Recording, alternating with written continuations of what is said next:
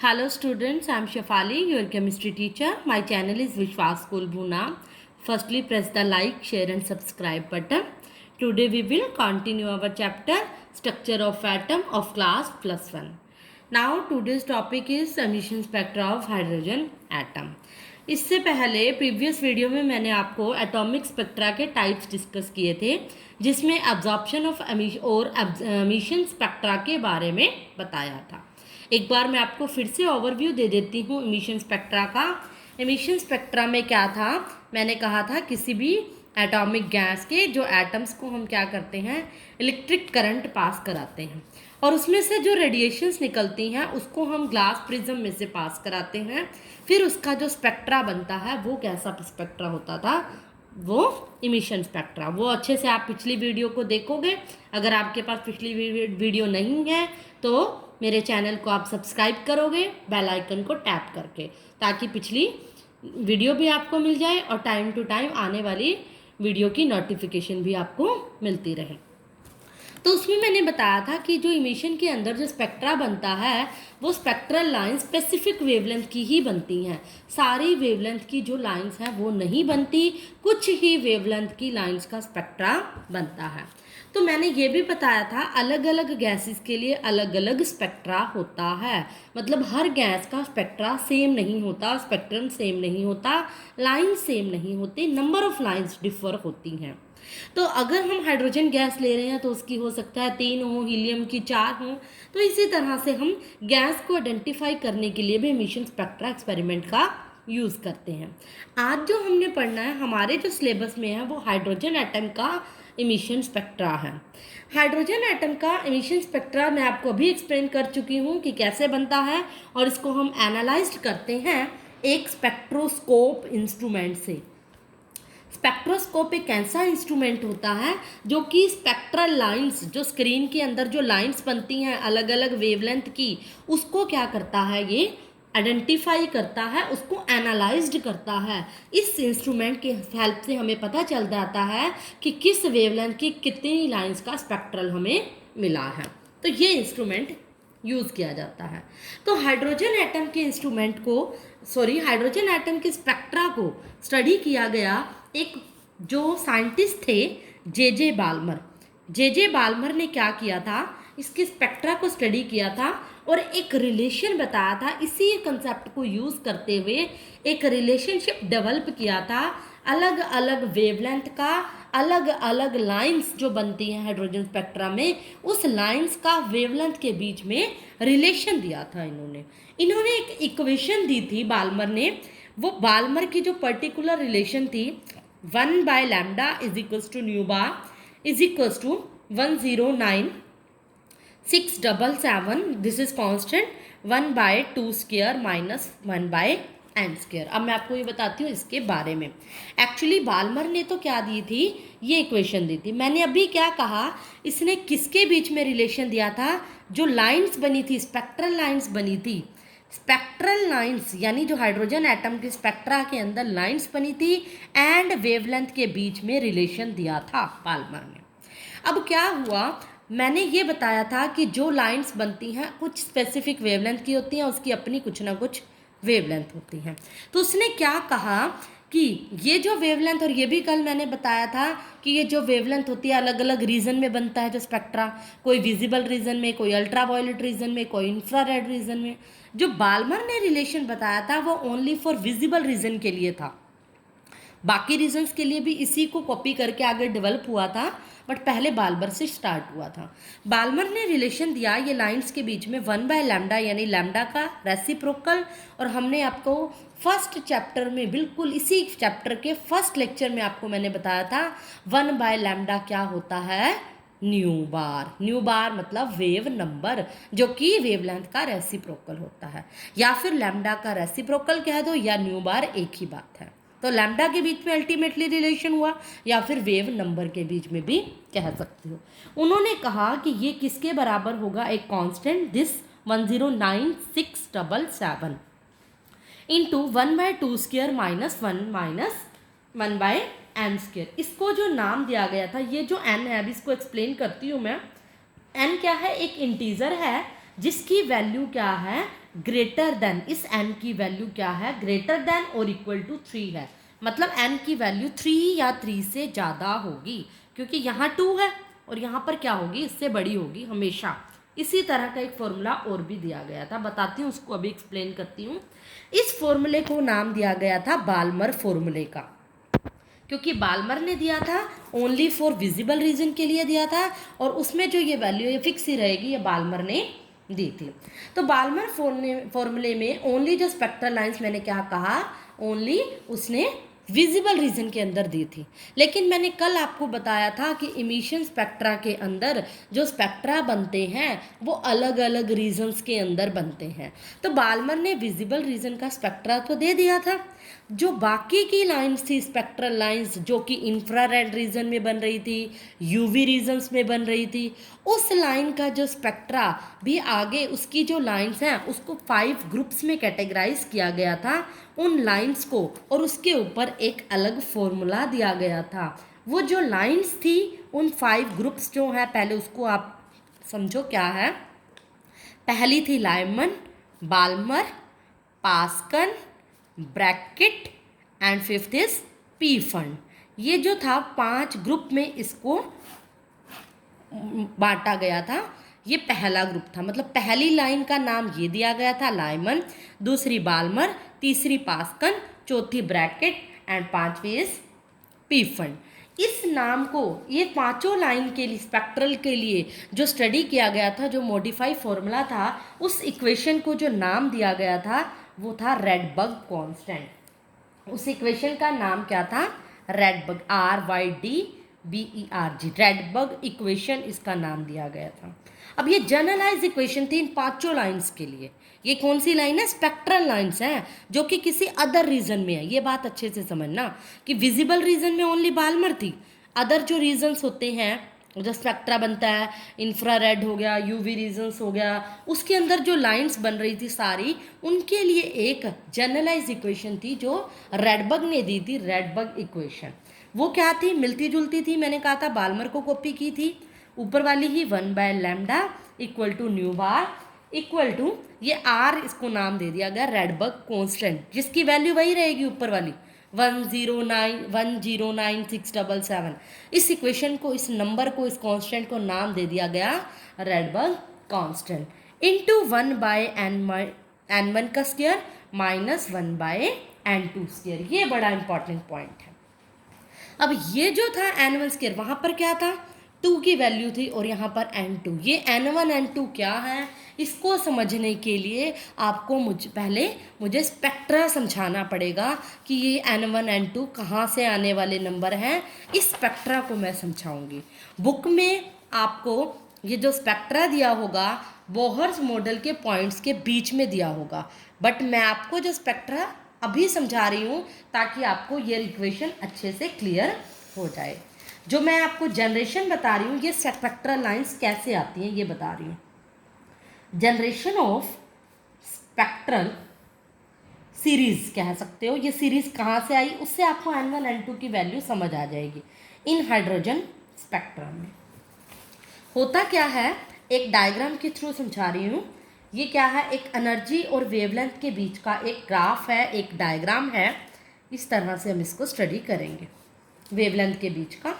First line मान लो मैं यहाँ से ले लेती हूँ, फर्स्ट लाइन, ये वेवलेंथ के बीच का एक ग्राफ टाइप ही बनानी है इसको आपने, और एक लाइन ये दूसरी। यहाँ से देखना, इसमें ये पॉइंट ध्यान रखना है, जैसे जैसे ऊपर की तरफ जाओगे आप डिस्टेंस कम करते जाओगे।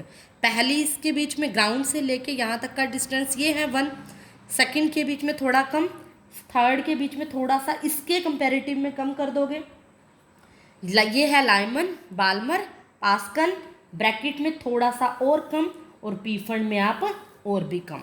तो इन 9 का जो मैंने अभी 5 ग्रुप्स बताए थे, 5 लाइंस बताई थी, वो ये लाइंस हैं। इसको इस तरह से कैटेगराइज किया गया था, लाइमन, बाल्मर, पास्कन, ब्रैकेट, और इस फिफ्थ लास्ट का है पी फंड। ये एक लाइंस थी। अब ये पहले तो मैं इसको जनरेशन बताती हूँ, इसकी जनरेट कैसे हुई थी, फिर n1 n2 की सारी कहानी बताऊंगी। एक्चुअल में क्या होता है कि कोई भी, ये बोहर्स मॉडल के डिटेल में भी मैं आप समझाऊंगी, वैसे तो कई बच्चे क्या करते हैं, कुछ टीचर्स क्या करते हैं, बोहर्स मॉडल को पहले समझा देते हैं और फिर स्पेक्ट्रल लाइन बताते हैं, बट मैं आपको पहले स्पेक्ट्रल लाइन बताऊंगी, फिर आपको बोहर्स मॉडल में ये ऑटोमेटिकली क्लियर हो जाएगी, क्योंकि एक्चुअली ये यहीं से निकला हुआ पॉइंट है। जैसे मर्जी आप इसको समझो। क्या होता है, किसी भी एटम का, यहाँ पर मैं हाइड्रोजन एटम की बात कर रही हूँ, एक एटम के अंदर न्यूक्लियस होता है। जैसे ही क्या होता है, इस न्यूक्लियस को हम क्या देते हैं, एनर्जी देते हैं। इसके अंदर हमें पता है कुछ ना कुछ इलेक्ट्रॉन होते हैं, इस शेल के चारों तरफ इलेक्ट्रॉन इसके चारों तरफ चक्कर लगाते हैं और उसके कुछ ना कुछ बहुत सारे शेल्स होते हैं। अब अगर मैं इस क्या करती हूँ, इसको कुछ एनर्जी देती हूँ, तो ये इलेक्ट्रॉन क्या करेंगे, एक लेवल से दूसरे लेवल की तरफ जंप करेंगे, एक्साइटेड होंगे और क्या होंगे, एक से ऊपर, दूसरे से तीसरा, तीसरे से चौथा, इस तरह से अपनी एनर्जी इमिट करेंगे। ये बोहर्स मॉडल में भी मैं एक्सप्लेन करूँगी। तो एक लेवल से दूसरे लेवल, दूसरे से तीसरे, तीसरे से चौथे तक जाते हैं। जैसे ही वो लास्ट लेवल तक जाते हैं, वहाँ पर जाकर वो क्या करते हैं, अनस्टेबल फील करते हैं। अनस्टेबल फील करते हैं तो वापस क्या करते हैं, नए नीचे ग्राउंड लेवल पर आ जाते हैं। और जब नीचे से ऊपर, ऊपर से नीचे वापस जाते हैं तो एक स्पेक्ट्रा बनाते हैं, एक लाइंस की फॉर्म में आते हैं, जिसको हम स्पेक्ट्रल लाइंस कहते हैं। तो यहाँ पर वही लाइंस की हमने स्टडी करनी है कि वो स्पेक्ट्रल लाइंस कैसे बनती हैं। तो इसको आप बड़े ध्यान से समझोगे। जो लाइमन है, ये जो लेवल होता है, फर्स्ट जो लाइन होती है, वो एक्चुअल में यहाँ से स्टार्ट कर लूँगी मैं। लाइमन एक्चुअली इसको लिखो आप, लाइमन, बाल्मर, चलो मैं यहाँ से स्टार्ट कर लेती हूँ। जो फर्स्ट लाइन है N1, यहाँ से ये मेरी वेवलेंथ यहाँ लिख लिया। और यहाँ पर लाइमन जो पहली लाइन है, जिसमें n की वैल्यू जो होती है 1, या ये कह लो ये K शेल होता है, इसी न्यूक्लियस के साथ जो वाला शेल, मतलब पहला शेल। जो शेल होते हैं वो इस तरह से होते हैं, 10th में पढ़ा होगा, K L M N, 4 shell होते हैं। ये पहला शेल होता है K, फिर L M N, इस तरह से शेल चलते हैं। अगला O होता है शेल, आपने ये 10th में यही पढ़े होंगे। एक हमारे इसमें स्पेक्ट्रल में O भी आता है, KLMNO। या ये कह लो n की वैल्यू यहाँ 1 है, यहाँ n की वैल्यू 2 है, यहाँ n की वैल्यू 3, n की वैल्यू 4 और n की वैल्यू 5। शेल वाइज KLMNO होते हैं। अब होता क्या है, फर्स्ट लाइन पे इसकी जो स्पेक्ट्रल लाइंस बनती हैं, ये इनफाइनाइट से कहीं से भी आ सकती हैं। इसके ऊपर भी एक्चुअल में बहुत सारी लाइंस होती हैं इस तरह से, जहाँ पे ये लेवल जाता है, न्यूक्लियस के ऊपर से जो शेल होते हैं बहुत सारे होते हैं। अब क्या होता है, 1 के ऊपर देखो क्या क्या पॉसिबिलिटी होती है। जो ऊपर से बिल्कुल लास्ट वाली, बहुत सारी हो सकती हैं, ये मैंने एग्जाम्पल के लिए दी हैं। यहाँ पर क्या होती हैं, ये लाइंस जब जनरेट करके वापस किसके ऊपर गिरती हैं, पहले शेल के ऊपर वापस गिरे। जैसे मान लो मैंने न्यूक्लियस बनाया, इस पॉइंट को देखो, शेल बनाए बहुत सारे। अब जो ये एनर्जी आ रही है, इमिट हो रही है, शेल लास्ट से बिल्कुल फर्स्ट शेल के ऊपर गिर जाए। लास्ट से भी पॉसिबिलिटी है फर्स्ट पे गिरने की, सेकंड लास्ट से भी है, थर्ड लास्ट से भी है, बीच में जितने भी होंगे वहाँ से भी फर्स्ट के ऊपर गिरने की पॉसिबिलिटी है। तो इस फर्स्ट शेल को, फर्स्ट लाइन को नाम दिया गया था लाइमन। तो यहाँ से देखो, इस लाइन से फर्स्ट के ऊपर, सेकंड लाइन लास्ट से फर्स्ट के ऊपर, थर्ड लास्ट से भी फर्स्ट पे, फोर्थ लास्ट से भी first, fifth last first, six last से भी फर्स्ट, सेवन्थ लास्ट से फर्स्ट। इस तरह से मैं डाउन आ रही हूँ, नीचे नीचे एक एक लाइन छोड़ती जा रही हूँ। फिर इसको छोड़ दो, यहाँ से फर्स्ट, इसको छोड़ दो, लास्ट तो यही रह जाएगा ना गैप। तो ये सारी लाइंस किसके ऊपर आई, चाहे जहाँ से भी हो, इनफाइनाइट, कहीं कितने भी ले सकते हो आप ऊपर, बट जो नाम थे वो 5 के ही रखे गए थे। इनफाइनाइट से आपने इसको दिखाना है। इनफाइनाइट में जब पहली लाइन के ऊपर स्पेक्ट्रा आया, तो इस पहली लाइन को नाम क्या दिया गया, लाइमन। इसी तरह दूसरे के ऊपर जब इलेक्ट्रॉन्स आएंगे, इमिट होंगे in the form of spectral line, तो इसको क्या कहेंगे, बाल्मर। देखो यहाँ से आ रही है इनफाइनाइट से, अब आप अपने आप ड्रॉ करोगे। बाल्मर का कैसे होगा, दूसरे के ऊपर गिराने हैं, सेकंड लास्ट से दूसरे पे गिराओ, थर्ड लास्ट से भी दूसरे पे, फोर्थ लास्ट से दूसरे, फिफ्थ लास्ट से, सिक्स्थ लास्ट से, सेवन्थ से, और यहाँ से लास्ट। तो यही होगी ट्रांजिशन। इसको बोलते हैं ट्रांजिशन, एक जगह से, एक लेवल से दूसरे लेवल तक जाने को हम बोलते हैं ट्रांजिशंस।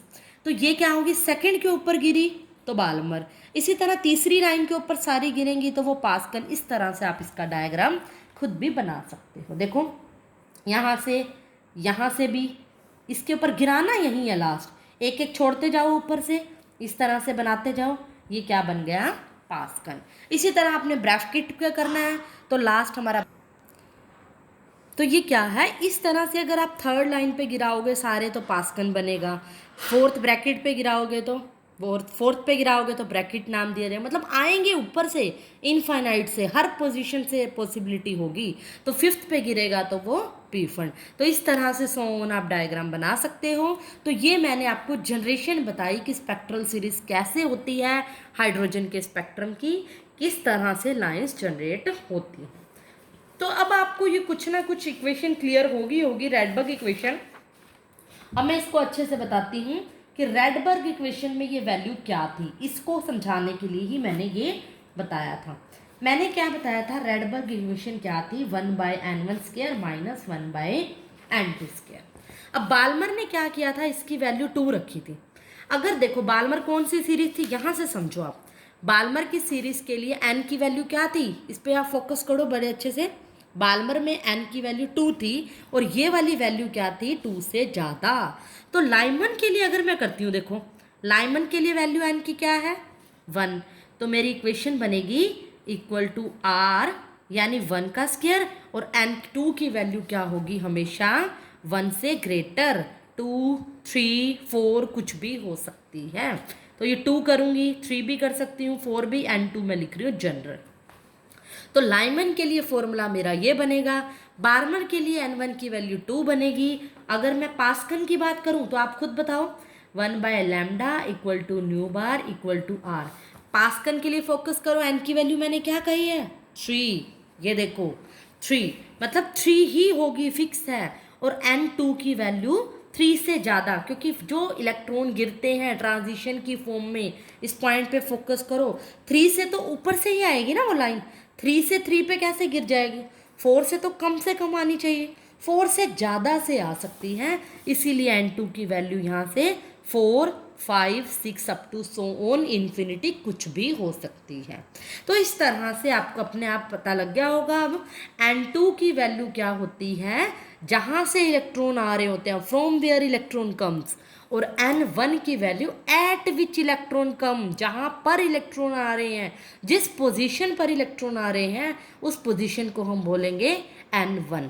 और n1 n2 क्लियर हो गया। तो इसी से रिलेटेड आगे न्यूमेरिकल भी आएंगे जो कि मैं आपको आगे बताऊंगी। अब इसको समझने के लिए आप इसका स्क्रीनशॉट ले सकते हो और इसके नोट्स बनाओगे, मेरे वीडियो लेक्चर को ही आप नोट्स बनाओगे। तो दैट्स ऑल, आई होप आपको सब कुछ क्लियर हो गया होगा। जाने से पहले लाइक, शेयर और सब्सक्राइब दबाना ना भूलिए। That's all for today.